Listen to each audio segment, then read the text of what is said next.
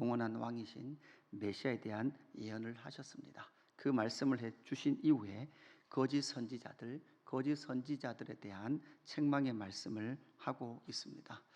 거짓 선지자들이나 제사장들이 사실은 왕의 자리에 앉아서 그들이 하나님의 이름을 빌려서 이스라엘 백성들, 하나님의 자기 백성을 악한 길로 그렇게 인도해 가고 있습니다. 그들은 악을 지지해서 악한 자들이 더 악을 행하도록 했습니다. 번역의 신학을 그들은 가르쳤습니다. 또한 보냄을 받지 않았음에도 불구하고 자기 신들이 보냄을 받았다라고 말하면서 그렇게 사역을 했습니다. 그 거짓 선지자들의 용기, 믿음, 그리고 자기 확신, 그 거짓 선지자들의 용기와 믿음과 자기 확신이 오늘 23절부터 나타나는 하나님의 질문으로부터 나타나는 하나님의 계시와 계시 전달자의 잘못된 죄악을 우리에게 말씀해 줍니다. 하나님의 계시, 하나님의 말씀이 있습니다. 그리고 그 말씀이 전달되어지는데 계시의 전달자들이 있죠. 여러분, 계시의 전달자들은 분명히 사람이었습니다.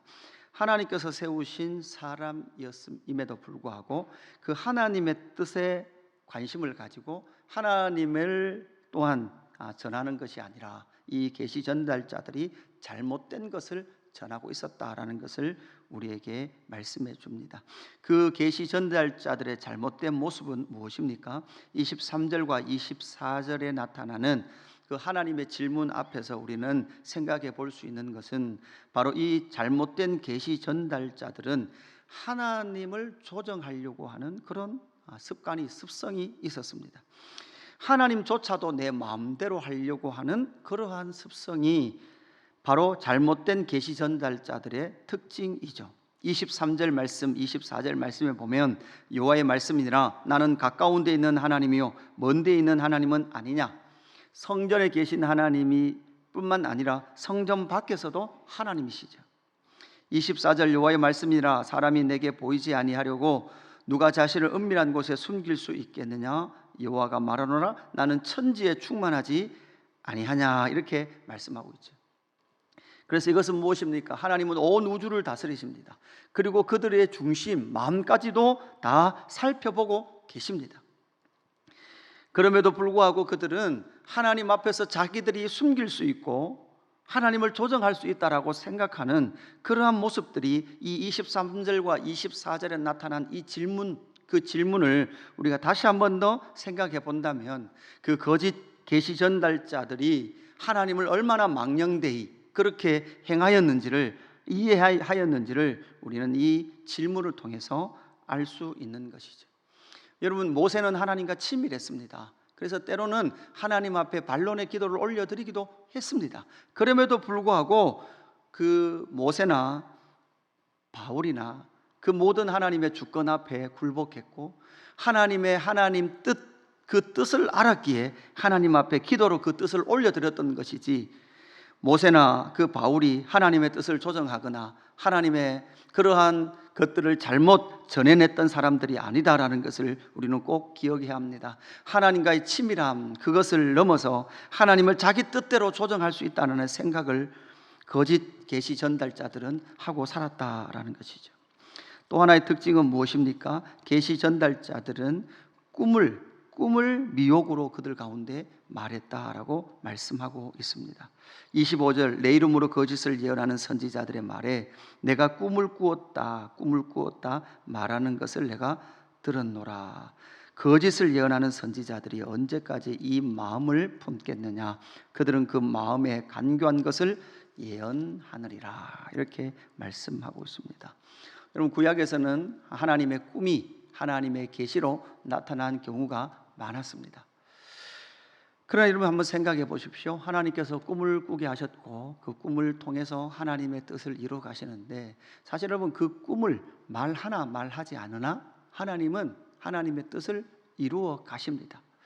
때로는 그 꿈조차도 하나님의 계시의 그러한 방법으로 나타났음에도 불구하고 이 거짓 선지자들은 그 꿈이라는 하나님의 계시 전달을 뭐로? 자기의 탐욕과 욕심을 이루기 위한 계시의 방법으로 그렇게 변질되어 사용했다라는 것이죠.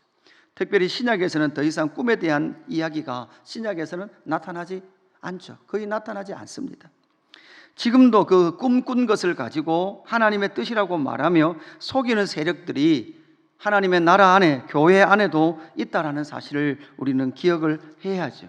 그래서 27절에 보니까 그들이 서로 꿈꾼 것을 말하니 그 생각인즉 그들의 조상들이 바알로 말미암아 내 이름을 잊어버린 것 같이 내 백성으로 내 이름을 잊게 하려 함이로다, 이렇게 말씀하죠. 그러니까 자신의 그 꿈을 이야기하면서 계속해서 누가 드러나느냐? 자기가 드러나요. 끊임없이 그 거짓 선지자들이 드러나는 거예요. 오직 하나님의 영광만이 나타나고 하나님의 이름과 그리스도의 이름만이 나타나야 될 하나님의 나라 안에 거짓 선지자들의 이름들이 나타나는 거죠. 최근에 요즘은 유튜브에 90년대에 목회하셨던, 그러니까 지금은 이미 90년대 후반에 소천하셨던, 사역을 그만두셨던 목사님들의 동영상이요, 거의 다 많이 복원돼서 유튜브에 올라와요. 제가 자주 드리는 그 동부교회 김덕신 목사님이 94년부터 97년도에 설교하셨던 것이요, 지금 또 유튜브에 영상으로 누가 다시금 올리고 있어요. 그러니까 그 어른의 설교는, 그 어른의 고민은 그 전도사 때부터 말이 느리다는 거예요. 저는 말이 빠르잖아요. 청소년들한테 설교하려고 그러면 말이 느리면 아이들이 안 듣거든요. 그러니까 말씀도 대부 사투리가 설교 안에 엄청 많아요. 그랬으예, 이렇게 말씀, 그랬으예, 은혜를 받았으예, 이렇게 말씀하시거든. 그런데 어느 한 설교 때 그러시더라고요.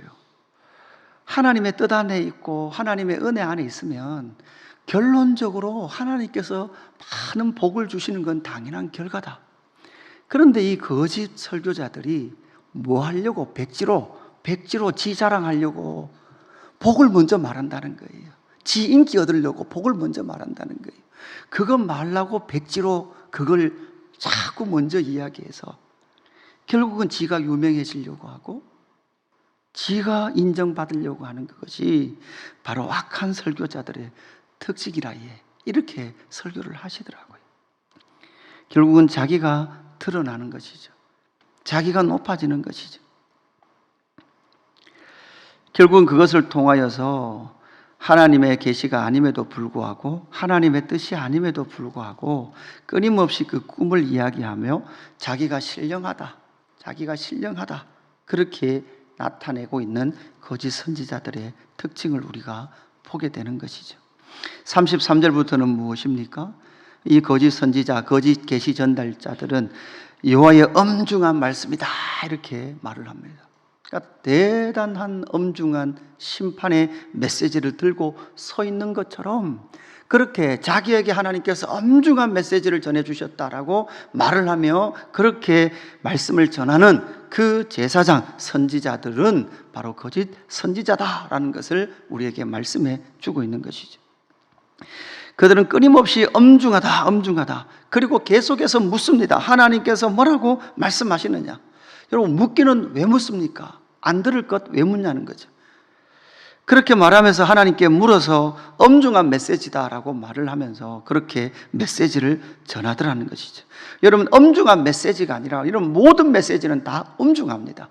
모두 다 진리의 하나님입니다. 더 중요하고 덜 중요한 것이 없습니다. 기록된 모든 말씀은 하나님의 말씀이요, 엄중한 말씀입니다. 그래서 그 말씀을 자기 뜻대로 엄중해 그 중요도를 만들어 엄중하다 그렇게 말을 하며 사람들에게 그 엄중함을 통해서 그 거짓 선지자들이 얻을 유익들을 끊임없이 얻으려고 했던 것이 거짓 선지자들의 특징이죠. 그래서 그들은 36절, 다시는 여호와의 엄중한 말씀이라 말하지 말라. 각 사람의 말이 자기에게 중벌이 되리니 이는 너희가 살아계신 하나님 만군의 여호와 우리 하나님의 말씀을 망령되이 사용함이니라, 이렇게 말씀하죠. 하나님의 말씀을 어떻게 사용해요? 망령되이 사용합니다. 하나님의 말씀을 망령되이 사용해요. 그래서 우리는 때로는 하나님의 말씀에 선포에 대한 집중보다는 자꾸 여러분 어떻게 해요? 어떻게 반응하는가? 하나님의 말씀은 말씀대로 그냥 선포될 뿐이에요. 여러분, 그것은 말씀을 받은 자들의 책임이에요. 한편에서는 말씀을 듣게 하려고 수많은 방법들이 나와요. 영상도 쓰죠. 수많은 재밌는 이야기를 해야 들어요. 한 시간 또 말씀 앞에 말씀의 말씀됨을 인정하며 집중하지 못하는 이 시대 속에 그렇게 하나님의 말씀을 듣게 하기 위하여 몸부림치는 것은 좋으나 때로는 그러한 일들을 통해서 하나님의 말씀이 드러나기보다는 사람이 드러나고 있다는 것을 우리는 잘 기억을 해야 합니다. 만군의 여호와 우리 하나님의 말씀을 망령되이 사용하지 말라라는 것이죠. 그 말은 거짓 계시 전달자들이 하나님의 말씀을 망령되이 자기의 유익과 자기의 이익을 위하여 사용하고 있는 바로 이 예레미야 시대의 특징을 우리에게 말해 주시듯이 오늘날 저와 여러분이 살아가는 이 시대에 여러분 정말 어떻게 보면 계시 전달자들의 홍수의 시대다라는 것을 느낍니다. 예전에는 그냥 현장에 있어야만 그렇게 말씀을 들었다면 이제는 언제나 유튜브 속에 들어가면 수많은 말씀들이 수많은 계시 전달자들이 여러분 앞에 서 있을 것입니다. 그렇게 귀에 잘 들리고 듣기 좋은 이야기들이 유튜브 안에 홍수처럼 밀려오고 있습니다. 여러분 사실은 분별하기 어려운, 때로는 목사인 저조차도 분별하기 어려운 그러한 말씀도 있습니다. 여러분 그래서 우리는 어떻게 합니까? 그러면 어떻게 합니까? 그렇다면 우리는 기록된 이 진리의 말씀에 여러분이 스스로 서 있어야 합니다. 그 말씀 앞에 머물러 있어야 합니다. 그리고 기록된 이 말씀을 통하여 글자 하나, 문장 하나, 문단 하나하나를 통해서 하나님께서 우리에게 무엇을 말씀하시는지를 저와 여러분이 끊임없이 확인하며 나가지 않는다면 항상 어느 시대나 어떤 시대를 향한 어떤 메시지들이 때로는 그 시대의 이슈가 되고 유명한 인사가 되어서 그렇게 말씀을 전하는 자들이 끊임없이 이어질 때 우리는 그들의 움직임에, 그들의 등장에 우리의 신앙이 휘말리거나 또한 우리의 신앙이 그들에게 이끌려갈 수 있다는 것을 여러분 꼭 기억하시면서 기록된 진리의 말씀 앞에 머무는 저와 여러분의 삶이 되기를 주님의 이름으로 축복합니다. 아버지 하나님 감사합니다. 계시의 전달자들의 변질의 모습을 예레미야 시대에 또한 하나님께서 우리에게 기록으로 남겨주신 이 진리의 말씀을 통하여 우리가 만납니다. 하나님 아버지, 진리의 온전한 전달자는, 계시자는 예수 그리스도뿐인 줄로 믿습니다. 하나님 또한 기록된 진리의 말씀뿐인 줄로 믿습니다. 하나님 때로는 이 설교자조차도 내가 드러나기를 원하고 내가 높여지기를 원하는 이 사악한 마음이 있음을 고백하오니 하나님 이 마음을 꺾으시고 진리에 기록된 말씀만이 강단에서 온전히 선포될 수 있도록 성령 하나님 역사하시고 인도하여 주옵소서. 하나님 수많은 계시 전달자들이 사람에게 인기를 얻으며 등장하고 있는 이 시대에 하나님 우리가 다시금 그 유혹에 넘어지지 않기 위하여 기록된 진리의 말씀을 읽고 묵상하며 그 말씀을 공부하며 머물러 있을 수 있도록 성령 하나님 역사하여 주옵소서. 하나님 그래서 진리의 말씀으로 때를 분별하게 하시고 진리의 말씀 그것을 먹으며 나아갈 수 있도록 성령 하나님 역사하시고 인도하여 주옵소서. 감사함을 드리며 구주 예수 그리스도 이름으로 기도드리옵나이다. 아멘.